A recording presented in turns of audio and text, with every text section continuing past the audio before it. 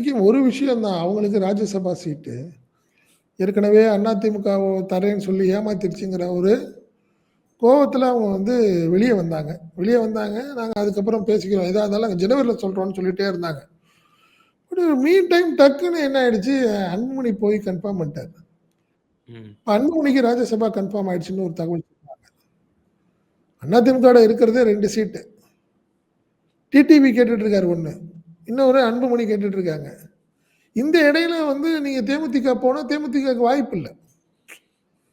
So அதனால தான் அதிமுகவும் தேமுதிகட்ட ஒண்ணும் பெருசா பேசல. நல்லா பார்த்தீங்கன்னா, ஒரு 3 நாட்களுக்கு முன்னாடி என்டிஏ சாரி நயினா நாகேந்திரன் சொல்லுவாரு. தேமுதிகவிடம் நாங்கள் பேச்சுவார்த்தை நாங்க எந்த பேச்சுவார்த்தை நடத்தவில்லைன்னு சொன்னார்.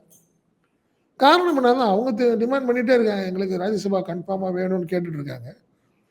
அதிமுக அதுல வந்து இன்னும் பிடி குடுக்காமயே இருக்கு. காரணம் என்னன்னா, அன்புமணிக்கு வாக்குறுதி குடுத்தாச்சு. இப்ப நம்மளுக்கு கிடைச்ச தகவல் என்ன சொல்றாங்கன்னா, தேமுதிக இந்த தேர்தலில் கணிசமான வாக்குகளை வாங்க வேண்டிய கட்டாயத்துல இருக்கு. ஏன்னா ஓட் பேங்கே இல்ல. 1% குறைஞ்சிருச்சு. 1.5% தான். இப்படின்னு சொல்ல ஆரம்பிச்சுட்டு இருக்கிறாங்கல்ல. விஜயகாந்த் இருந்தப்ப வேற, இப்ப வேற அப்படின்னு சொல்றாங்க. ஸோ அதனால அவங்க ஒரு ஒரு சூழ்நிலை நினைக்கிறாங்க. என்ன நினைக்கிறாங்க, டிவிகேவோட போலாம்.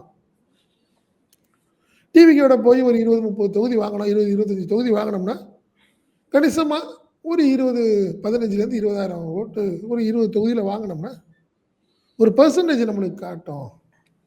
அதை வைத்து அடுத்த அரசியல் பண்ணிக்கலாம். அப்படிங்கிற ஒரு எண்ணத்திலேயும் தேமுதிக இருக்கிறது.